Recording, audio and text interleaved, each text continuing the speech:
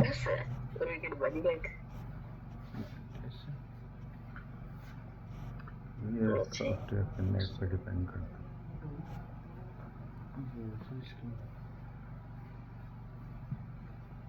कभी कभार टच काम नहीं करता है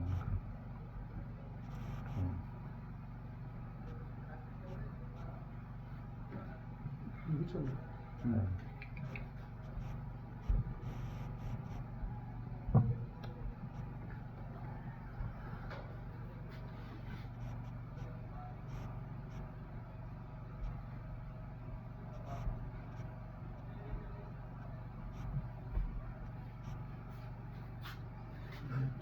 जी तो बेटा कल आपने लास्ट टाइम कौन सा टॉपिक किया था, और वो था हमारा ऑलमोस्ट आपने बेटा एक्सरेस का ऑलमोस्ट कंप्लीट कर लिया था टॉपिक।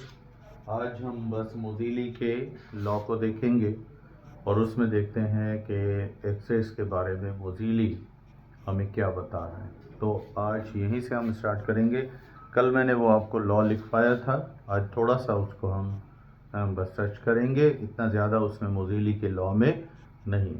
कल आपको बताया था कि जब एटॉमिक नंबर क्या होता है, बढ़ता है, तो एक्सरेस की फ्रीक्वेंसी जो है, एक्सरेस की फ्रीक्वेंसी जो है उस वो स्क्वायर रूट को आप क्या करो, डबल करो।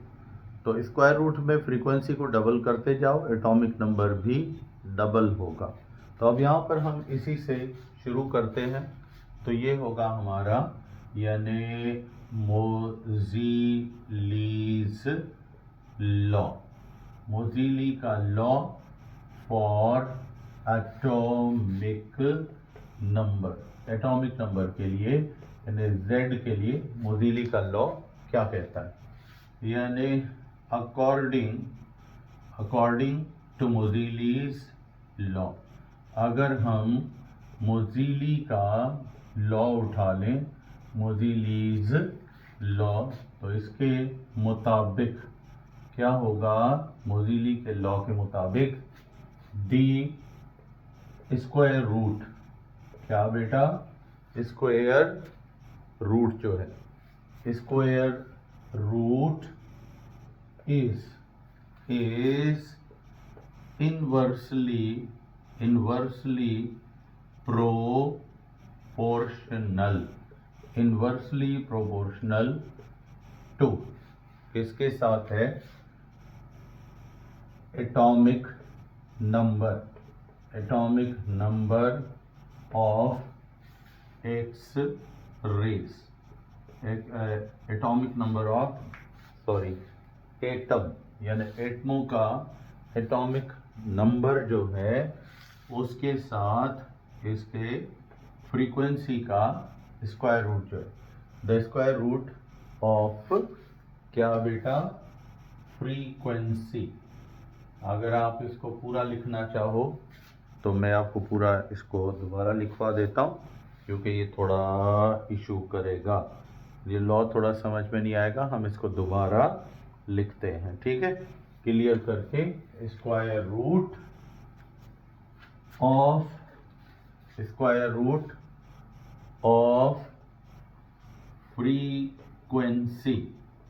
फ्रीक्वेंसी ऑफ एक्स रेस, ये जो है इज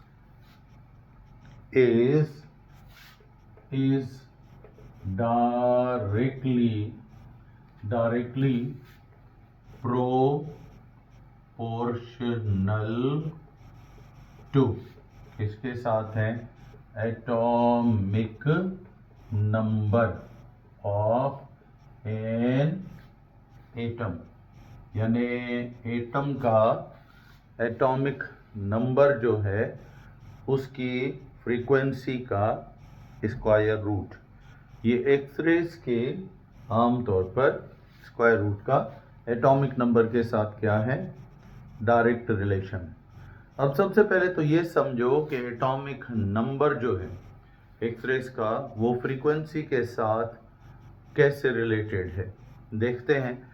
यानी एटॉमिक नंबर जब बढ़ता है तो फिर एक्सरेज की फ्रीक्वेंसी क्यों बढ़ती है, या एक्सरेज की फ्रीक्वेंसी बढ़ा दें तो एटॉमिक नंबर कैसे बढ़ेगा। पहले इसकी पिक ले लो। तो अब हम इसकी इक्वेशन पहले बना लेते हैं, फिर इसको हम एक्सप्लेन भी करेंगे। ठीक है, पूरा एक्सप्लेन करेंगे, लॉ को समझेंगे, इस लॉ में क्या मौजूद है। तो देखो यहाँ पे हम लेते हैं nu, under root new.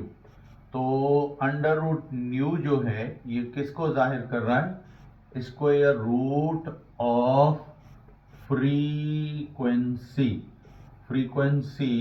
Of X rays, ये है एक्स रेज की फ्रीक्वेंसी। और उसके बाद z जो है ये है एटॉमिक नंबर। ठीक है, और a और b ये क्या है, इसको बोलते हैं स्क्रीनिंग कॉन्स्टेंट्स। क्या बोलते हैं इसको, स्क्रीनिंग कांस्टेंट। तो अब मोजीली का लॉ क्या बताता है हमें, यानी अकॉर्डिंग टू मोजीलीज लॉ, मोजीली के लॉ के मुताबिक स्क्वायर रूट फ्रीक्वेंसी का जो है ये डायरेक्टली प्रोपोर्शनल है एटॉमिक नंबर यानी z के साथ। पर आपकी बुक में लिखा होगा z माइनस b ये होगा। अब माइनस b जो है, b है ये स्क्रीनिंग कांस्टेंट है, z माइनस b। अब b आपको बताते हैं क्या है, वैसे तो कांस्टेंट है, तो आप साइन ऑफ प्रोपोर्शनलिटी को क्या करो, हटाओ। तो फिर इक्वेशन क्या बनेगी आपके पास, इक्वेशन बनेगी nu bar is equal to a into Z minus B, ये बनेगी इंटू जेड माइनस बी, ये इक्वेशन बनेगी हमारी फ्रीक्वेंसी की। ठीक है, ये मोजीली का लॉ बन जाएगा। पहले इसकी पिक लो, अब इसको समझते हैं कि ये क्या कह रहा है या इसमें क्या मौजूद है जिसको हमने अभी एक्सप्लेन करना। तो मोजीली के लॉ में हमें यहाँ पर ये फार्मूला कुछ इस तरह मिल गया, स्क्वायर रूट फ्रीक्वेंसी का, ये बराबर है कांस्टेंट के इंटू जेड माइनस बी, दो कांस्टेंट हैं। अब a और b इनको हम बोल रहे हैं क्या, स्क्रीनिंग कांस्टेंट्स। क्या बोल रहे हैं, स्क्रीनिंग कांस्टेंट्स बोल रहे हैं। अब स्क्रीनिंग कांस्टेंट से मुराद आपकी क्या है और ये क्या चीज होती है। पहले तो इस फैक्टर को देख लो कि भाई जब एक्सरेज की फ्रीक्वेंसी बढ़ानी है तो फिर हमें एटॉमिक नंबर बढ़ाना पड़ेगा मेटल का, एनोड मेटल का, क्योंकि मोजीली ने तकरीबन 36 एलिमेंट्स को, कुछ बुक्स में तो 34 लिखा हुआ है, 34 भी हम काउंट करते हैं, तो 34 टू 36 एलिमेंट्स को एनोड के तौर पे यूज़ किया और एक्सरेज उसने देखा, नोट किया, प्रोड्यूस हुई और उन एक्सरेज की फ्रीक्वेंसी को इसने नोट किया और फिर ये लॉ बनाया था। अब ये कांस्टेंट क्या है, जैसे जैसे एटॉमिक नंबर बढ़ता गया तो एक्सरेज ताकतवर हमें मिलने लगे। अब जैसे इसने सबसे पहले एल्यूमिनियम उठाया, एल्यूमिनियम का एटॉमिक नंबर है 13। सपोज इससे एक्सरेज इस वेवलेंथ की निकली, फिर उसके बाद इसने उठाया कॉपर का एटॉमिक नंबर है 29 और इससे एक्सरेज थोड़ा छोटी वेवलेंथ की थी, वेवलेंथ घटने लगी, फ्रीक्वेंसी बढ़ने लगी, फ्रीक्वेंसी आपको पता है वेवलेंथ के साथ इनवर्स। फिर जिंक उठाया, एटॉमिक नंबर था 30, तो इससे जो इसको फ्रीक्वेंसी मिली एक्सरेज की वो इनसे भी ज्यादा थी लेकिन वेवलेंथ कम हो गई। और करता गया 34 एलिमेंट्स तक, गोल्ड तक गया। जब ये गोल्ड पे पहुंचा तो गोल्ड का एटॉमिक नंबर था 69, और इसमें से जो एक्स रेज प्रोड्यूस हुई, अब आप खुद देखो कितनी छोटी वेवलेंथ की एक्स रेज हैं, बिल्कुल छोटी हैं। और इनकी बेटा, इन एक्स रेज की आमतौर पर फ्रीक्वेंसी जो है ये ऑलमोस्ट बहुत ज़्यादा है, ठीक है। तो देखो एटॉमिक नंबर जैसे बढ़ रहा है, फ्रीक्वेंसी बढ़ रही है। क्या बढ़ रही है? फ्रीक्वेंसी बढ़ रही है, वेवलेंथ क्या हो रही है? कम हो रही है। तो ये क्या चक्कर है? एटॉमिक नंबर बढ़ता है, फ्रीक्वेंसी बढ़ गई, एक्सरे ताकतवर पैदा होने लगी। वजह क्या थी? रीज़न क्या था? हम इससे अभी शुरू करते हैं, ठीक है। पहले इसको नोट कर लिया आपने, चलो पिक ले लो इसकी, ठीक। अब हम आते हैं इससे बेटा, इसे शुरू करते हैं कि भाई ये कैसे होगा। असल में होता ये है कि जब एटॉमिक नंबर बढ़ता है तो एटमों के अंदर एटॉमिक नंबर बढ़ाओगे ना, इंक्रीज करोगे, तो फिर इसका मतलब है यहाँ इंक्रीज होंगे क्या? Proton, increase in number of protons, proton बढ़ेंगे। अगर प्रोटॉन बढ़ेंगे तो फिर इलेक्ट्रॉन्स भी क्या होंगे? ये भी बढ़ेंगे, इलेक्ट्रॉन भी ज्यादा हो जाएंगे। एटॉमिक नंबर बढ़ा, प्रोटॉन बढ़ गए तो इलेक्ट्रॉन भी बढ़ गए। अब अगर इलेक्ट्रॉन बढ़ेंगे तो फिर आपको पता है शेल्स भी क्या होंगे? बढ़ेंगे। एल, फिर एम, फिर एन, फिर ओ, फिर पी, फिर क्यू, ठीक है, इस तरह। तो अगर ये शेल बढ़े तो इलेक्ट्रॉनों का गैप भी क्या होगा? बढ़ेगा। और इलेक्ट्रॉन बहुत हायर लेवल से किस में आएंगे? लोअर लेवल में। किस में आएंगे? लोअर लेवल में आएंगे। और जब ये हायर लेवल से बिल्कुल लोएस्ट लेवल में आएगा तो आपको पता है एनर्जी डिफरेंस जो है वो इन दो ऑर्बिटल्स का क्या होगा? Is largest. एनर्जी डिफरेंस बढ़ जाएगा, एक्स रेज ताकतवर बनेंगी, बहुत पावरफुल, बहुत हाई एनर्जी के एक्स रेज होंगे। गैप बढ़ गया ना, ऑर्बिटल बढ़ गए, एटॉमिक नंबर बढ़ गया इस वजह से। तो जहाँ एटॉमिक नंबर बढ़े वहाँ प्रोटॉन भी बढ़ जाते हैं, और जब प्रोटॉन बढ़ जाते हैं तो आपको इतना तो पता ही है, फिर इलेक्ट्रॉन भी बढ़ेंगे। इलेक्ट्रॉन बढ़ेंगे, शेल बढ़ेंगे, शेल बढ़ जाएंगे तो लोएस्ट में और हाईएस्ट लेवल के बीच में एनर्जी का गैप बढ़ जाएगा। तो ये फिर एक्सरेज ताकतवर पैदा होंगी। तो इसलिए एक्सरेज जो हैं वो एनर्जी डिफरेंस से डायरेक्टली प्रोपोर्शनल होती हैं। अब ये जो ए है और ये जो बी है, ये क्या है? इसको थोड़ा समझना है। पहले इसका पिक ले लो, फिर मैं आपको लिखवाता हूं। यानी हम यहां लिख सकते हैं कि यहां पे हम लिख सकते हैं कि इफ एटॉमिक नंबर इंक्रीजेस तो शेल नंबर्स भी क्या होते हैं? एज एटॉमिक नंबर इंक्रीज, यानी ये बढ़ता है, तो फिर दी शेल नंबर्स, ठीक है, क्या? शेल नंबर्स ऑल्सो, ये भी फिर क्या होंगे? ऑल्सो इंक्रीज, विच जो फिर क्या करेंगे? Increase the energy difference. Energy difference जो है वो किसका?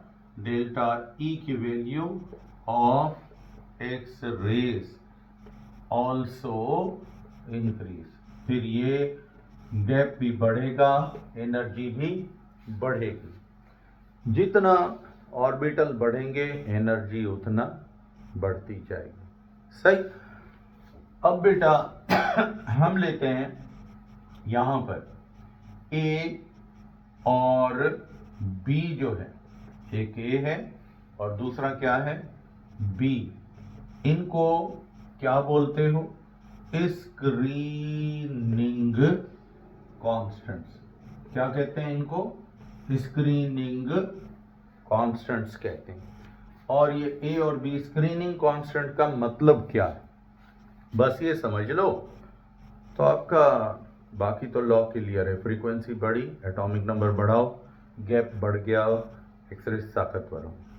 बस ए और बी को समझते हैं। देखें, ये इलेक्ट्रॉन ने सपोज के लेवल में आना है और वो कहां से आएगा? किसी हायर लेवल से। सपोज क्यू से आ रहा है, कहां पर आ रहा है? के में, यहां पर आ रहा है।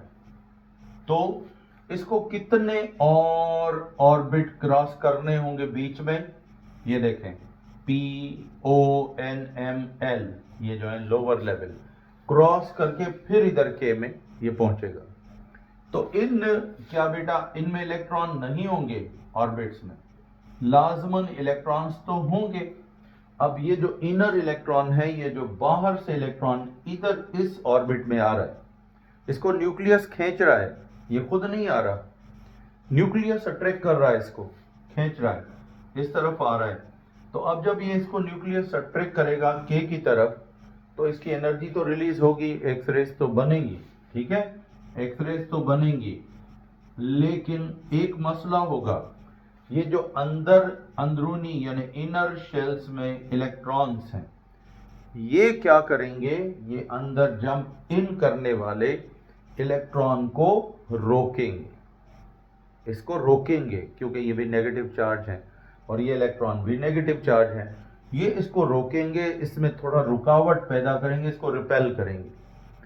इस रिपल्शन को हम क्या बोलते हैं? इसको बोलते हैं स्क्रीनिंग, क्या बेटा? इफेक्ट, स्क्रीनिंग इफेक्ट बोलते हैं। और ये ऑर्बिट का, हर ऑर्बिट का क्या होता है? ये कांस्टेंट होता है, क्योंकि हर ऑर्बिट में इलेक्ट्रॉन क्या होते हैं? कांस्टेंट। तो वो एक कांस्टेंट रिपल्सिव फोर्स लगाते हैं बाहर से अंदर की तरफ जज़ब होने वाले इलेक्ट्रॉन को, जिसको न्यूक्लियस खींच कर इधर लेकर आ रहा है, इसको एनर्जी रिलीज करनी पड़ रही है माइनस में। तो ये जब इलेक्ट्रॉन इन होगा तो ये एनर्जी इमिट करेगा, लेकिन इसको यहाँ कुछ ना कुछ रिपल्शन का सामना करना पड़ेगा, इनर्शियल। ये स्क्रीनिंग इफेक्ट कहलाएगा, स्क्रीनिंग रिपल्शन कहलाएगा। और ये कांस्टेंट होती है शेल टू शेल सपो। और इसी स्क्रीनिंग बेटा रिपल्शन को हम किससे जाहिर करते हैं? ये कांस्टेंट से, ए और बी से। तो ये अलग अलग होते हैं, इनकी वैल्यू अलग अलग होती है। तो आप देखते हैं ये कितनी होती है, के सीरीज के लिए ये कितनी होती है, एल सीरीज के लिए कितनी होती है, एम सीरीज के लिए कितनी होती है। तो इसको हम यहाँ से देखते हैं सर जी। ये अब ए और बी तो समझ में आ गया, लेकिन ये बी के साथ माइनस भी आता है फॉर्मूला में, क्यों?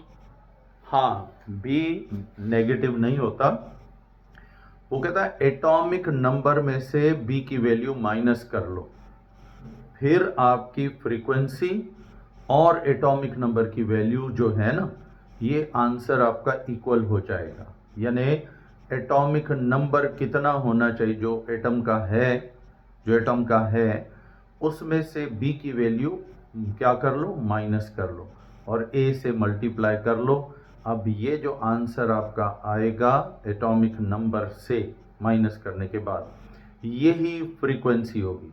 अभी मैं आपको एक्सप्लेन करता हूँ, अभी थोड़ा रहता है, थोड़ा सा कर लेते हैं, फिर आप सवाल पूछ लेना। पहले इसको रिमूव करो और सॉरी पिक ले लो, इसकी ले ली। अब देखिए कि ये क्या है, इसकी लॉजिक ए और बी की। माइनस क्यों है, हमें माइनस क्यों दिया गया, इसको देखते हैं।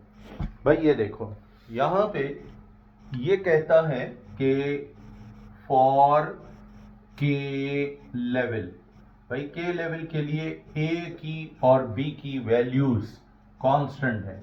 ए और बी दोनों बराबर होते हैं और इसकी वैल्यू कांस्टेंट यानी 1 होती है, ठीक है, ये 1 होती है। और एल लेवल के लिए ए 1 ही होता है, लेकिन बी 2 कर देते हैं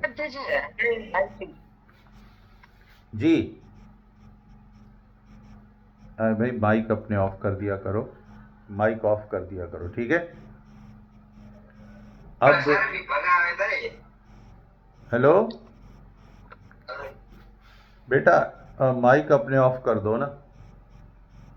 हाँ माइक ऑफ कर दो, ठीक है। माइक ऑफ कर दोगे तो आपको फ़ायदा होगा, सुनने में भी आएगा, ठीक। अब देखो ए के लिए 1 और बी के लिए कितना होगा 2। अब आगे एम के लिए लेवल के लिए ए की वैल्यू 2 है और बी की वैल्यू कितनी है 3। अब आपको समझ में आएगा कि हमें फ्रीक्वेंसी निकालनी है, तो वो कैसे निकालेंगे, फ्रीक्वेंसी कैसे निकाल। अब देखो एक एटम है जिसका एटॉमिक नंबर है कितना 4 है, और उसके बाद इसका ए का कांस्टेंट है कितना, ए का कांस्टेंट है 1 और बी का कांस्टेंट है 2, ठीक है। तो अब बताओ इस एटॉमिक नंबर से कितनी फ्रीक्वेंसी वाला फोटॉन इमिट होगा, इसको देखते हैं अभी। ये होगा इक्वेशन में काम हमारा, जो आप पूछ रहे थे -b या a इंटू क्यू करते। फार्मूला क्या है हमारे पास, वो है फ्रीक्वेंसी का square root is equal to क्या है। अब हमें फ्रीक्वेंसी मालूम करनी है, फ्रीक्वेंसी ये भी मिला हुआ है, ये भी मिला हुआ है, ये भी मिला, फ्रीक्वेंसी मालूम करनी है। तो फार्मूला है square root of frequency a into z minus B. अब करते हैं वैल्यूज, भाई a की वैल्यू कितनी है 1, z कितना है, z है 4 और b कितना है, भाई b की वैल्यू है 2 है इसकी, ठीक है। और यहां पर है क्या, इसका फ्रीक्वेंसी का स्क्वायर रूट। अब हल करते हैं इसको, सॉल्व करो 1 इंटू 4, ये 4 में से 2 माइनस कर लो 2 हो जाएगा। अब 2 को 1 से मल्टीप्लाई करो, क्या करो 2 को 1 से मल्टीप्लाई करो, तो आपका आंसर कितना आ जाएगा, आपका आंसर आ जाएगा 2। कितना आ जाएगा 2। तो अब इसका स्क्वायर रूट खत्म करना है, क्या करना है, स्क्वायर रूट खत्म करना है। तो क्या करें, हम इसको भी कर देंगे स्क्वायर और इसको भी स्क्वायर, तब इसका स्क्वायर रूट क्या हो जाएगा खत्म। देखो भाई इसका स्क्वायर रूट, ये स्क्वायर किया तो रूट खत्म न्यू। अब इसको 2 को स्क्वायर किया कितना आया 4, कितना आया 4। तो इसका मतलब है हमें यहां पर जो फ्रीक्वेंसी मिल रही है वो कितनी मिल रही है 4 हर्ट्ज की मिल रही है। क्या मिल रही है 4 वेव्स पर सेकंड या 4 हर्ट्ज की मिल रही है। तो इसका मतलब समझते हो, अगर एटॉमिक नंबर कितना था 4 था, तो फ्रीक्वेंसी कितनी इमिट होगी 4 हर्ट्ज में होगी। इस तरह आप एटॉमिक नंबर अब बढ़ा दो, एटॉमिक नंबर कर दो 6 कर दो, 6 में से 2 माइनस करो, कितना होगा 4 का करो स्क्वायर, कितना हो जाएगा 16।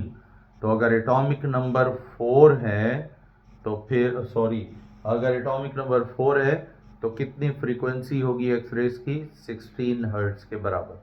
अब ये किलो हर्ट्ज में भी होती है, ये मेगा हर्ट्ज में भी होती है, तो ये 4 किलो हर्ट्ज में होगी क्योंकि हमने वेव पर सेकंड तो रखा है, लेकिन एक्चुअली ये इनटू क्या करोगे, ये 4 है इनटू 10 पावर कितना कर दोगे इसको, ऑलमोस्ट 1 आप कर सकते हो, या इसको 10 पावर कितना कर दोगे 2, क्योंकि ये जो है जो एटॉमिक नंबर होगा पावर भी उतना बढ़ाओगे, यहाँ पे पावर भी देना पड़ेगा, तो फिर हमारी ये वेव की फ्रीक्वेंसी मिल जाए। तो ऐसे आपको एटॉमिक नंबर मिले, उससे आप फ्रीक्वेंसी इस फार्मूले से निकाल सकते हो। सही है, मतलब इलेक्ट्रॉन एल लेवल का है, हाँ जाहिर है। 4 एटॉमिक नंबर है तो एल में होगा ना, तो एल सीरीज बनेगी। नोट करो इसको। चलो बेटा, अब ये एक्सरेस का आपका टॉपिक था, बस इतना ही, बस बाकी तो एटॉमिक नंबर लिखा हुआ है आपके एल एम एन, ये आपको समझ में आ जाएगा किस तरह लेना है, ठीक। तो ये बेटा एक्सरेस के प्रॉब्लम और मोदीली का लॉ था, जिसको आपने बेटा अभी लिखा कि फ्रीक्वेंसी बढ़ती है जब एटॉमिक नंबर क्या होता है, ये बढ़ता है, ठीक। अब लेते हैं एक्सरेस के बाद बेटा नेक्स्ट आपका टॉपिक जो है वो है शेप्स ऑफ ऑर्बिटल्स। ये बाकी एक्सरेस के यूजेस मैंने कल आपको करा दिए थे, इनकी प्रॉपर्टीज भी करा दी थी, इनके टाइप भी करा दिए थे, कि प्रोडक्शन कैसे होती है वो भी आपको बता दिया था। तो वो तो आप कल वाले लेक्चर में देख लेना, बस आज सिर्फ मोज़िली का लॉ था। अब इस पे आ गए शेप्स ऑफ ऑर्बिटल्स पे। तो अब शेप्स ऑफ ऑर्बिटल टॉपिक नया आपका नेक्स्ट आपका बुक में यही टॉपिक है। अब शेप्स ऑफ ऑर्बिटल्स की क्या मुराद है? देखिए, इलेक्ट्रॉनों का सबसे बड़ा स्पेस जो होता है उसको आप के, फिर उसको एल, फिर उसको आप क्या लिखते हो एम, फिर उसको क्या लिखते हो एन। ये फर्स्ट, ये सेकंड, ये थर्ड और ये फोर्थ है। फिर इसमें होते हैं सब लेवल, यानी 1s, इसमें 2s और फिर 2p, इसमें 3s, 3p और 3d होता है, और इसमें है 4s, फिर 4p, फिर इसमें होता है 4d और 4f, ऐसे ही। अब इनको आप बोलते हो एनर्जी लेवल्स। क्या बोलते हो? Energy levels. और ये जो होते हैं इनको क्या बोलते हो? इनको बोलते हो एनर्जी सब लेवल्स बोलते हो। लेकिन फिर इतना भी आपको पता है कि ये जो 2p है ये है तो सब लेवल, लेकिन ये फिर तकसीम हो जाता है किसमें? अलग अलग स्पेसेस में, और ये बनता है 3 हिस्सों में, 2px, 2py, 2pz, यानी px, py और pz, ये स्पेस बनता है। अब इस स्पेस को जो ये बनता है px, py और pz, मैं इसको थोड़ा वादे करके लिखता हूं ताकि आपको समझ में आ जाए।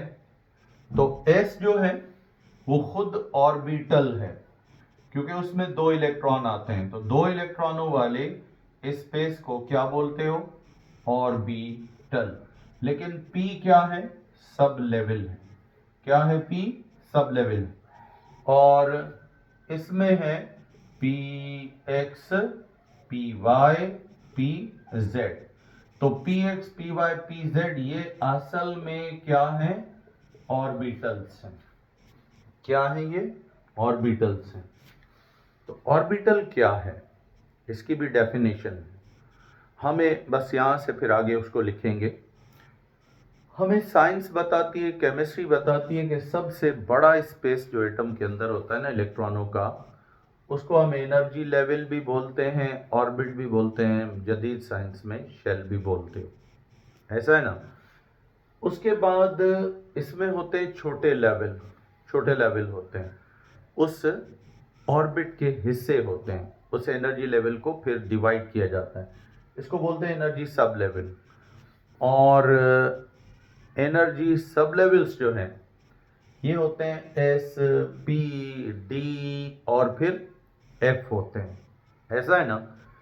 अब ये एनर्जी सब लेवल फिर तकसीम होते हैं किसमें? ऑर्बिटल्स में। और ऑर्बिटल याद रखो, पॉली ने बताया था, मैं लिखवाता हूं आपको भी। पॉली का एक रूल है, एक है पॉलीज एक्सक्लूजन प्रिंसिपल, वो अलग है। एक पॉली का स्टेटमेंट है, उसको बोलते हैं पॉली रूल। पॉली कहता है ऑर्बिटल में ज्यादा कितने इलेक्ट्रॉन आ सकते हैं? 2 इलेक्ट्रॉन। तो 2 इलेक्ट्रॉनों के स्पेस को पॉली क्या बोलता है? ऑर्बिटल। पुराने थ्योरी में, पुरानी साइंस में ऑर्बिटल कहते थे ये न्यूक्लियस के गिर्द जो स्पेस होता है जहाँ इलेक्ट्रॉन मिल सकता है उसको ऑर्बिटल बोलते थे। लेकिन आज जदीद साइंस आपको बताती है कि बेटा ऑर्बिटल क्या है? वो स्पेस है जो 2 इलेक्ट्रॉनों के लिए होता है। तो ये पॉली का रूल भी कहलाता है। तो शेप किसका होगा? साइंस हमें बताती है, केमिस्ट्री बताती है, बड़ा स्पेस जो KLM होता है, N होता है, इसका कोई शेप नहीं होता। इसको हम शेप इसको दे ही नहीं सकते क्योंकि असल जगह इलेक्ट्रॉनों की KLM नहीं है। फिर सब लेवल, इनका भी कोई शेप नहीं होता है। जैसे P, D, F, S जो है ये सब लेवल भी है, ऑर्बिटल भी है। स्पेस जो शेप बनती है वो ऑर्बिटल से बनती है। किससे बनती है? ऑर्बिटल से। तो ऑर्बिटल का शेप होता है, ना एनर्जी लेवल का होता है ना सब लेवल का होता है। तो शेप किससे डिसाइड होगा?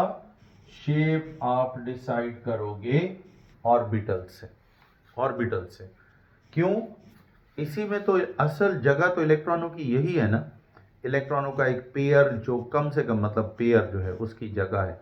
इलेक्ट्रॉन तो असल इस जगह पे होते हैं, बाकी तो फिर नाम है K लेवल, L लेवल, ठीक है। L में अगर हम इलेक्ट्रॉन रखते हैं तो 8 होते हैं, फिर उसमें S में 2 चले जाते हैं, P में 6।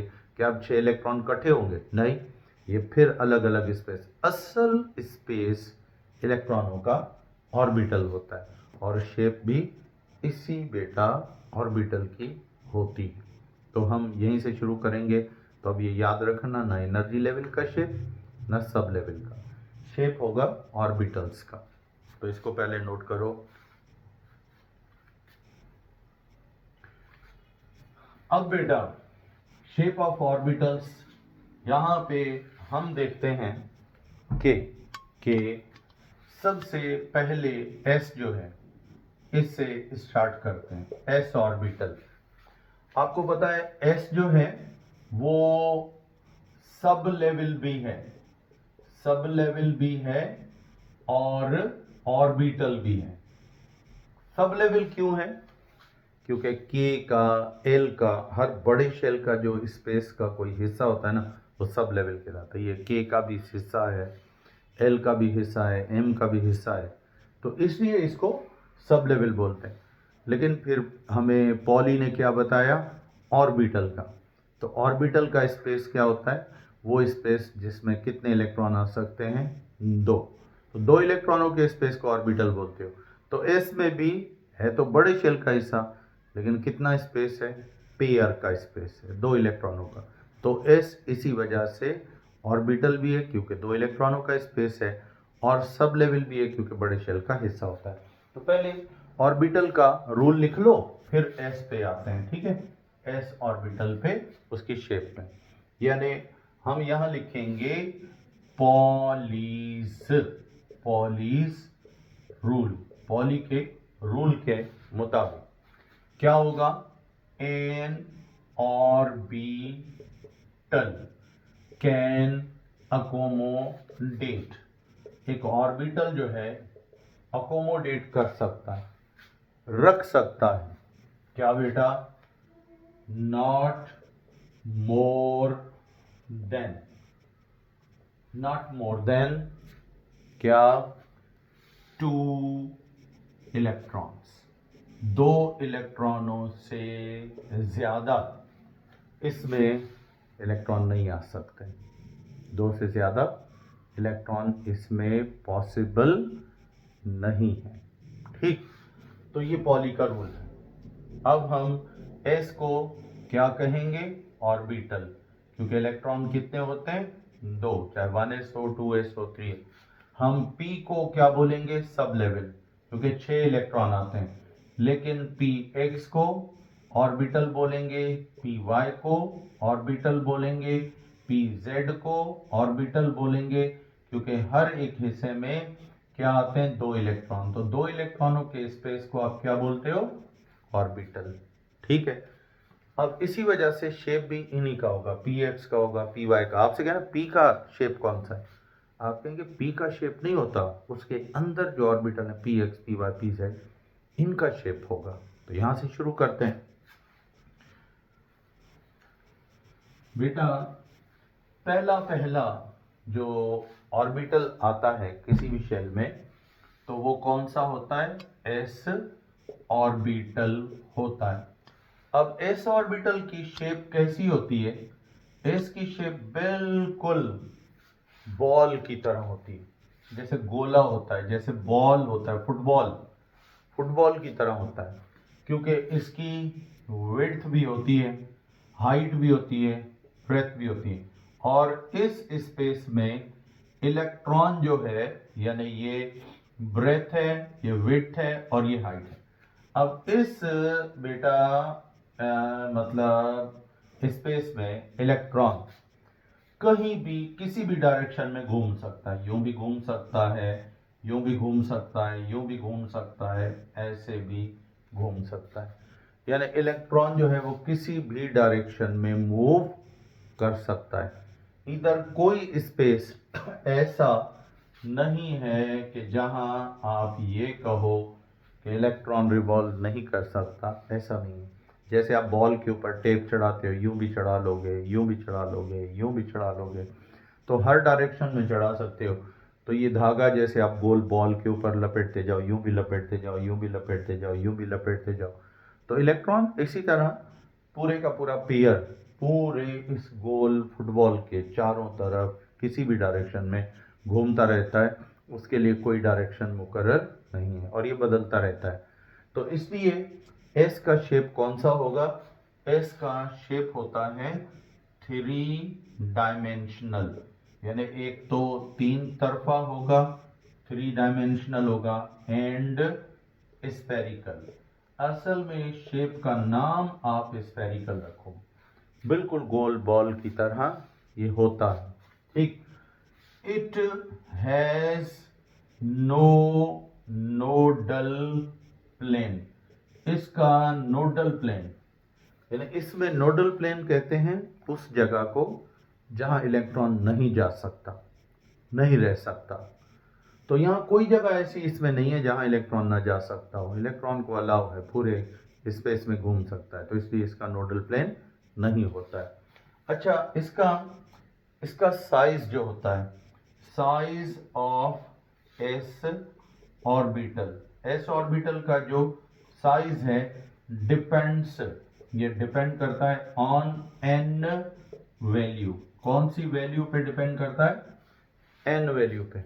अब एन वैल्यू से मुराद ये देखो, ये है हमारा 1s, ये एन वैल्यू है 1। उसके बाद 2s थोड़ा बड़ा हो गया, 3s उससे भी बड़ा है, 4s ठीक है उससे भी बड़ा है। तो इसका मतलब है जैसे जैसे शेप शेल का साइज बढ़ता जाएगा तो उसमें ऑर्बिटल का साइज भी बढ़ता जाएगा। तो एस होंगे सारे स्पेरिकल 3 डायमेंशनल, लेकिन इनका साइज अलग होगा, इलेक्ट्रॉनों की एनर्जी उसमें अलग होगी। तो इसकी पिक ले लो। ओके, तो आज आपने एस ऑर्बिटल तक कर लिया। अब यहाँ सेशन आपका ऑफ हो रहा है, तो कल फिर इंशाल्लाह हम पी ऑर्बिटल्स को देखेंगे, डी को और एफ ऑर्बिटल्स को। ठीक है, और इनके भी फिर देखेंगे नोडल प्लेन, शेप। ठीक है, उसके बाद फिर क्वांटम नंबर आपको आसान लगेंगे। लास्ट टॉपिक हो जाएगा हमारा क्वांटम नंबर का। और फिर जी जी जी